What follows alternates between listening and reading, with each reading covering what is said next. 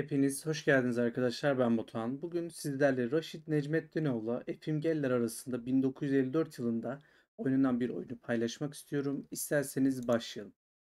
Bu oyun hem mükemmel hamlelerle hem de bazı büyük hatalar, tırnak içinde büyük diyebileceğimiz hatalarla dolu olduğu için ve bizler için kesinlikle öğretici olduğu için bu oyunu sizlerle paylaşmak istedim.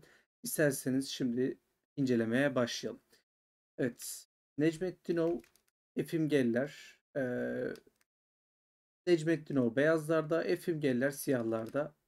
Hemen hızlıca geçiyorum buraları. At F3, At F6, G3, D5, fil G2, fil F5, kısa rok, E6, D3, fil E7, at C3. Buraya bir soru işareti çekse de makine aslında burada kötü bir hamle olduğunu düşünmüyorum. Belki şöyle bir şey olabilir. At H4 de devam edilebilir. Ya da C4'te devam edilebilir. Makinenin önerdiği tabii ki iki hamle vardı burada ama Necmettinov tabii ki bu. Hamlesine laf edecek değilim. At C3'ten sonra kısa rok ve burada at H4 hamlesi geliyor. Bunu Necmettinov at C3'ten sonra yapmayı tercih ediyor. Pek tabii mantıklı aslında. Peki rakibimiz burada yani Efimgeliler neyle devam edecek? Fil G4'te devam edecek. H3, fil H5, G4 ve fil G6 hamlesi. Şimdi düşündüğümde ben piyonlarımı G4 ve H3 şeklinde sürmeye bir de kısa rok atıyorsam bu şekilde sürmemeye özen gösteririm. Ama burada yani Necmettinov gibi agresif bir oyuncudan bahsediyoruz. Yani ona sürme demek tabii ki ayıp olur. Ee, öyle diyebilirim. Şimdi Efimgeliler fil G6 oynadıktan sonra burada inceleyebileceğimiz aslında birçok hamle var. Burada E4 gibi bir hamle mevcut. Önce Şah H1 de oynayabiliriz bir tedbir hamlesi olarak. Ya da at G6 hamlesi oynayabiliriz. Şimdi burada Necmettinov gibi agresif bir oyuncudan bahsediyorsak burada oynayabileceği tek bir hamle var. Ve aslında baktığınızda bilgisayarın ortalama daha yüksek verdiği hamle olan hamleyi yapıyor Necmettinov. At G6 hamlesini yaptı. Peki H-G6 ve burada E4 hamlesi geliyor. E4 hamlesi aslında at C3 yerine oynanabilecek olan yani bizim 6. hamlede oynayabileceğimiz yerine 6. hamle yerine oynanabilecek olan E4 hamlesini Necmettinov şimdi 11. hamlede oynuyor. Peki D4'ten sonra. Şimdi burada G5 hamlesi öneriliyor bilgisayar tarafından. Gerçekten çok agresif bir hamle. Şahınızın önünü böyle açmak muhteşem bir şey ve gerçekten çok iyi bir hamle olarak gösteriyor. Ama burada tabii insan olarak yani bu risk alamayacağımız yani Necmettinov belki alabilirdi ama riske etmemiş, istememiş olabilir. Bu yüzden burada at E4 hamlesini oynamış. Burada C6 hamlesi geldi ve C3 hamlesinden sonra oyun neredeyse biraz dengelendi gibi. Bu at E4 hamlesini çünkü bilgisayar sevmedi. Bahsettiğim hamle olan G5 hamlesini daha iyi veriyor ve üstünlüğü ufaktan kazandığınızı aslında tecelli ettiriyor diyebiliriz. Ama tabii ki bunu insan olarak yapmak çok zor. Yani ben şahsen yapamam. Öyle diyebilirim. Şimdi burada özür diliyorum C3'ten sonra at B D7 geldi ve burada vezir E2 hamlesi. Peki şimdi siyahların oynayabileceği hamle ne hamle yani ne gibi bir hamle oynayabilir? Yani düşünüyoruz aslında burada oynayabileceği tek bir hamle var ve bilgisayarın da verdiği en iyi hamle olan hamleyi oynuyor Efimgeller. At E4 hamlesini oynuyor ve siyahlara hafif üstünlük kazandıran bu hamle sonrasında şimdi Necmettinov'un aslında hamle dizisi geliyor. Yani çok güzel hamle dizisi ve çok hoşuma giden bir hamle dizisi oldu. Şimdi hemen başlıyorum. Fil E4. Rakibimizin burada E5 oynaması lazımdı ama fil D6 oynamayı tercih etti. Peki biz burada fil G6 hamlesini vuruyoruz. İşte burası ve bundan sonraki birkaç hamle gerçekten çok hoşuma gitti. Hani harika. Şimdi fil G6'dan sonra siz burada F G6 almayı düşünürseniz çok büyük yanılgıya düşersiniz. Çünkü F G6 aldıktan sonra vezir E6 ve buraya kale F7 hani gibi bir hamle yapayım işte bu konumda kale F7 yapayım derseniz de vezir D6'dan sonra gerçekten oyunu kaybetme aşamasına geliyorsunuz. Ki zaten Efimgeliler de bu hamleyi yapmamış. Bunda herhangi bir sıkıntımız yok. Burada siyahlar için yapılması gereken tek hamleyi yapan Efimgeliler.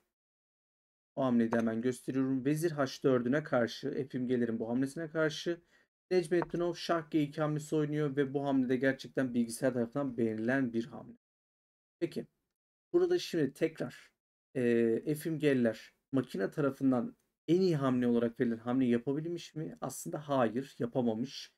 Ve burada Efimgeliler at E5 hamlesini yapıyor ve at E5'e bir soru işareti ufaktan çekiyor makine. Yani bu bir hata diyor. Şimdi peki bilgisayarın tekrar tek hamlesi var ve bunu sizce Necmettinov buldu mu? Bulamamış. Fil E4 hamlesini oynamış ve burada bilgisayarın önerdiği tek hamle olan fil H5 hamlesini aslında yani düşündüğümüzde insancıl bir hamle bu. Fil H5 sonrasında G6 hamlesinden bir çekinirim ufaktan. Çünkü filizi artık kurtaramıyorsunuz. Bunu nasıl devam edeceksiniz diye sorarsanız aslında bilgisayarın çeşitli hamleleri mevcut. Yani F4 oynayabilirsiniz, D4 oynayabilirsiniz ki bence fil G6, F G6 ya da at G6 vurmak mantıklı olmaz. Yani o hamle dizisini riske edemeyiz. Ne olacağı belli olmaz. Zaten bilgisayarın önerdiği bir hamle değil.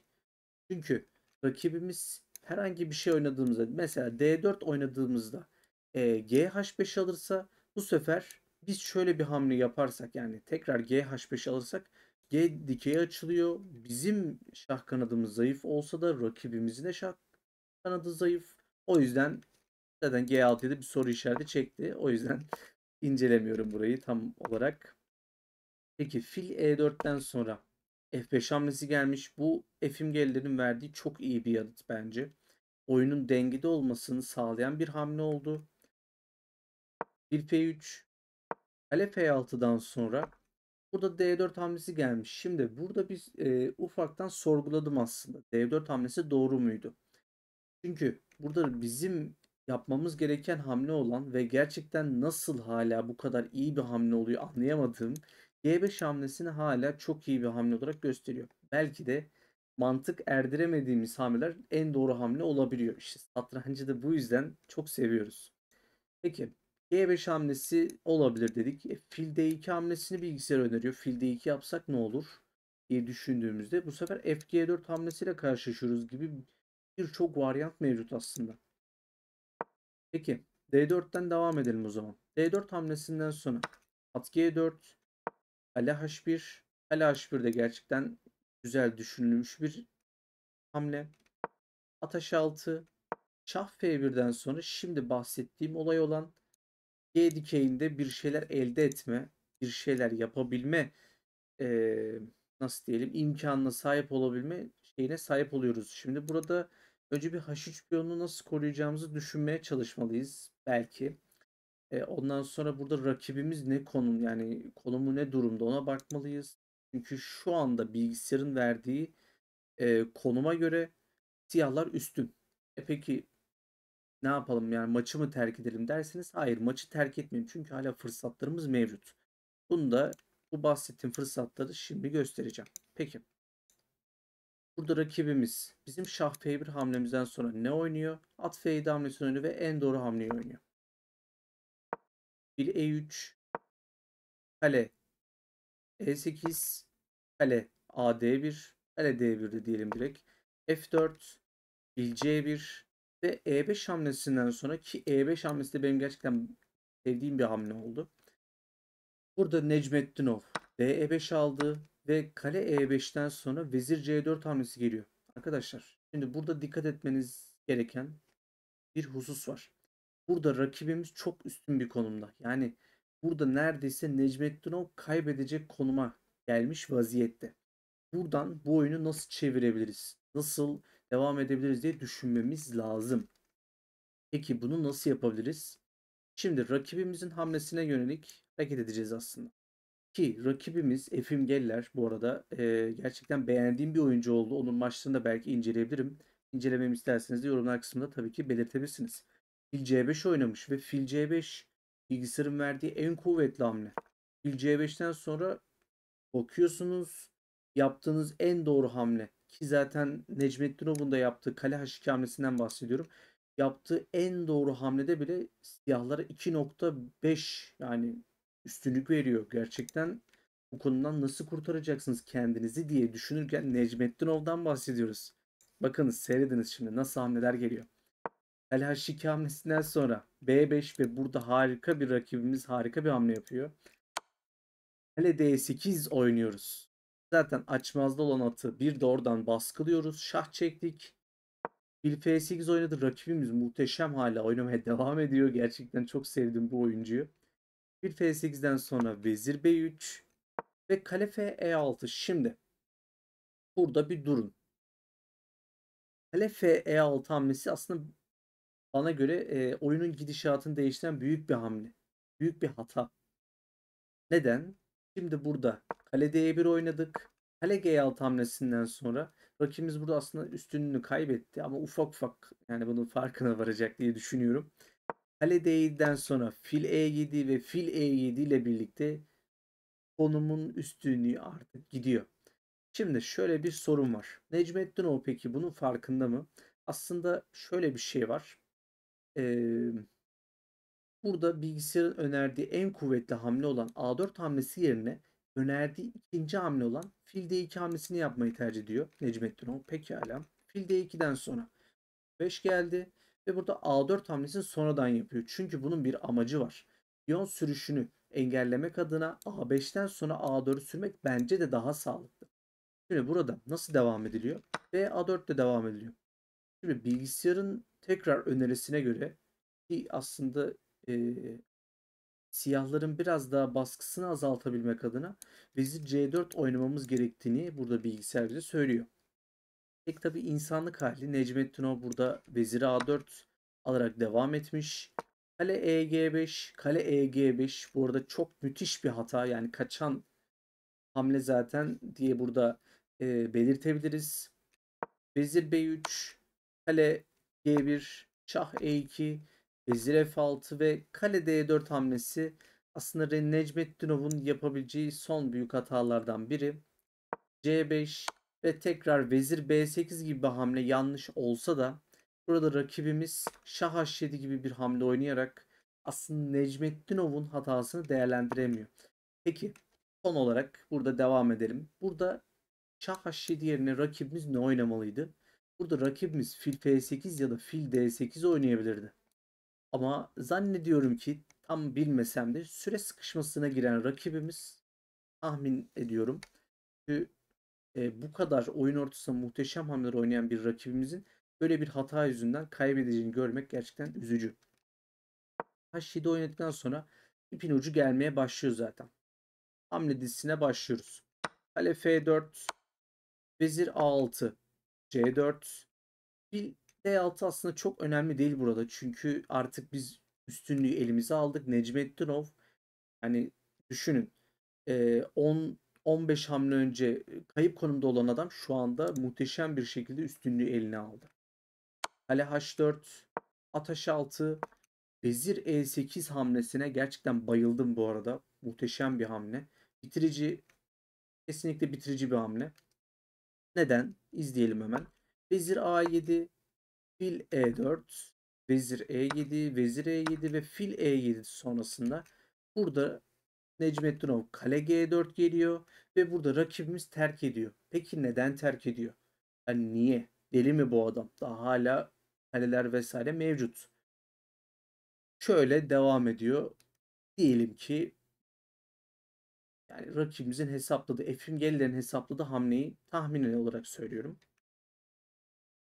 Bu kaleyle zaten G4 kalesini alamazsınız. Açmazda bir kaleniz var. Yani fil burada muhteşem bir şekilde bakış atıyor buraya. Peki kale G4 aldığımızı varsayarak HG4 ile devam ettik. Şah G8 sonrasında burada şimdi nasıl devam edebiliriz? Fil G6 alıyoruz zaten. Ya burada at G4 hamlesine bile yani artık kurtaramıyorsunuz. Bir şekilde artık konumuz çöktü. Peki biz burada Necmettinov'un yerinde olsaydık ne yapabilirdik? Bence burada Necmettinov kale H5 gibi bir hamleyle devam ederdi. Peki kale H5'ten sonra ne olurdu? Fil D6 desek, kale D5. Yani bunun artık şeyi gelmez. Burası çünkü çöktü artık konum olarak. F4, A4'te devam etmeye çalışsanız çok büyük bir artık yani fiyaskoya dönüşür bu maç. Yani bu büyük ustalar artık buraları terk eder zaten normalde de. Kale D7 sonrasında şah F8 vesaire vesaire konumuz gittikçe kötüleşiyor. O yüzden Efimgeliler kale G4 sonrasında bu bahsettiğim konumları hesaplayarak terk etmiş diye düşünüyorum. Analizimizi böylece tamamlamış olalım. Neden terk ettiğini de anlatmaya ufaktan çalıştım diyerek analizimizi tamamlayalım arkadaşlar. Necmettinov yani çok sevdiğim bir oyuncu aslında. Yani agresif stil olarak sevdiğim diyeyim size.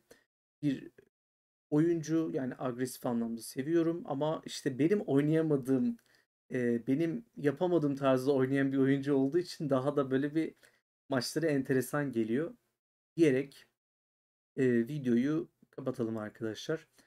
Umarım keyifli bir video olmuştur. Umarım analiz yani çok eğitici olmuştur. Çünkü bu maçta hem hatalarıyla hem muhteşem hamleleriyle bence muhteşem bir maç ve öğretici bir maç oldu diye düşünüyorum.